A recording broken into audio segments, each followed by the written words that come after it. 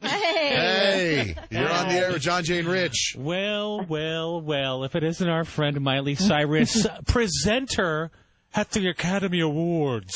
Oh, I'm so fancy. Yes, you are. Hey, did you hear, did you hear what our producer did yesterday?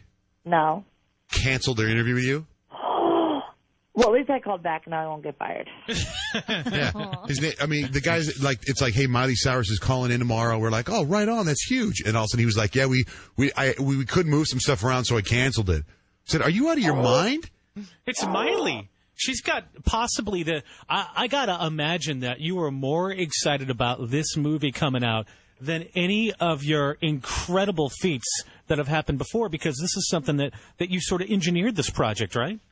Yeah, my mom was the exec producer because she's always been a huge fan of Nicholas Sparks, so she kind of got a hold of the script and they kind of started talking and kind of picturing me in it, and so I'm like super lucky that everyone that was a part of it cared so much about it. It had a special place in their heart, so that was cool. So hey, this is the dude that did The Notebook, right? Yeah, it's that dude. And so did he? The way I heard the story is like you saw him, you met him, and you said, I want to do something. And he's like, well, I don't have anything yet. And then he wrote this. You know how stories get translated so many times that even you forget how it happened? Yeah. That's happened to me. So many people have been like, well, Miley met Nick, and then some people are like, well, Nicholas wrote this, and now I'm like, I don't even know. I don't even know if I've ever met Nicholas in my life now. I don't even know who Nicholas is. So I'm so confused. I don't even know The Notebook. I don't even know who I am. They call it the Notebook. I've never seen it. No, I've never really seen it. But I just remember him coming over to the house and reading it to us, we were all had the camp, the fire going, the fireplace, and having dinner, and then he told it, and it was a cool story. And somewhere along the lines, I got cast. Hey, by the way, so I was kind of making fun of you the other day because of the Oscars. Rude. Well, let me tell you what happened.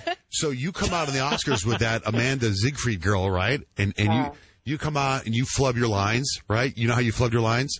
Yeah. And then you said, oh, sorry, we're both kind of nervous. Why don't we play it for Miley so she can relive the moment for a second? Listen. They won not just for writing a great song, but for writing a great song specifically for a motion picture to serve a specific function in the movie. We're both kind of nervous. It's our first time on this stage. Let's just look at how these songs were used in those movies. Wait, can I tell you something? She was more nervous than I was. She's the one that got me freaked out.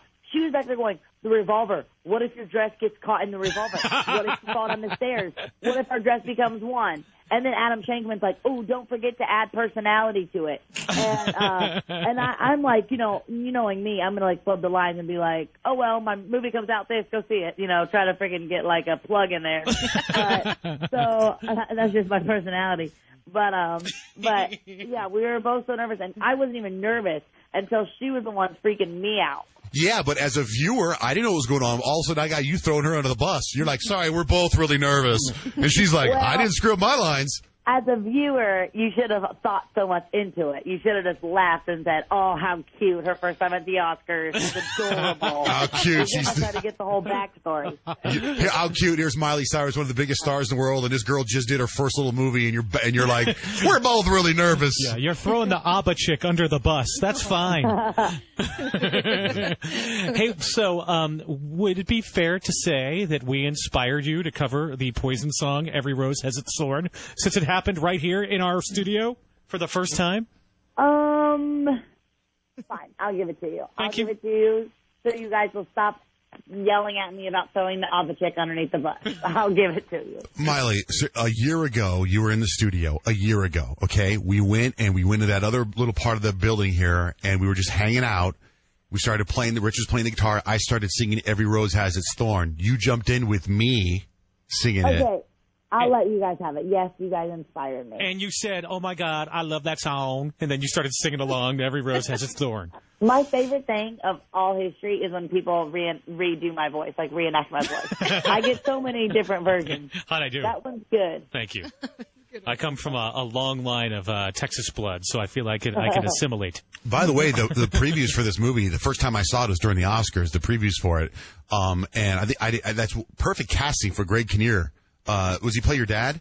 Yeah, Greg is so cool. He's like, honestly, he's now the standard of, the high standard of actors that I want to work with. Like, he kind of set the bar for everyone because he was so awesome to work with and, like, so funny and brought, like, so much joy to the set. And he's probably the weirdest guy I've ever met in my life, but I love him so much, and I felt like he's just, honestly, he, like, is so weird. Like, it's funny, when it's his shots, he is, like, so method. It's, like, ridiculous. Like, he is my dad, and he is, like, dying, and he is this and that.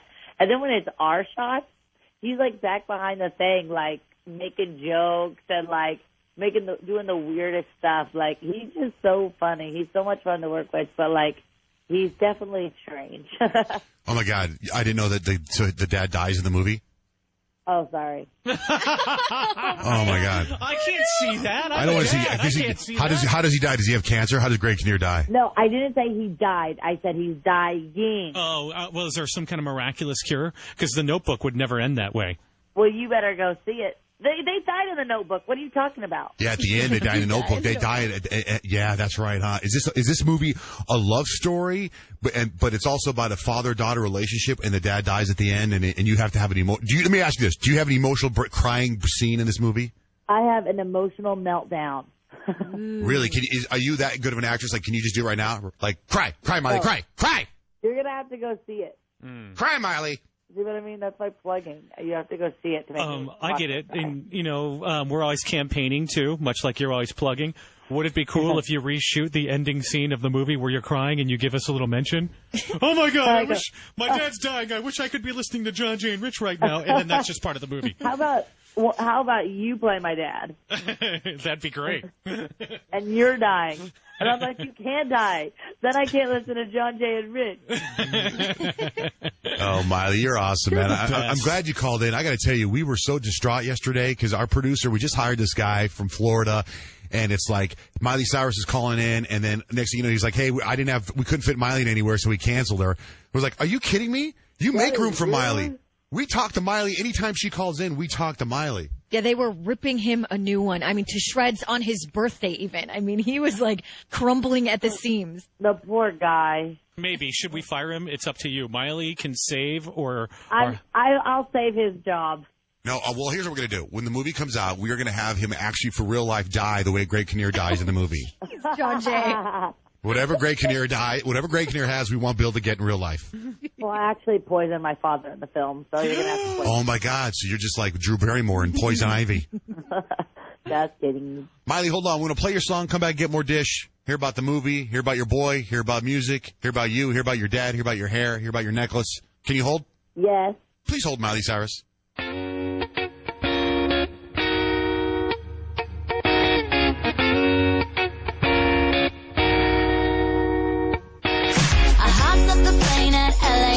With a dream, my cardigan. Welcome to the land of fame excess. Am I gonna fit in? Jumped in the cab, here I am for the first time. Look to my right and I see the Hollywood sign. This is all so crazy. Everybody seems so famous. My tummy's turning and I'm feeling kinda homesick. Too much pressure and I'm nervous. That's when the taxi man turned on the radio. And JohnJay and Rich were on. And JohnJay and Rich were on. And JohnJay and Rich were on.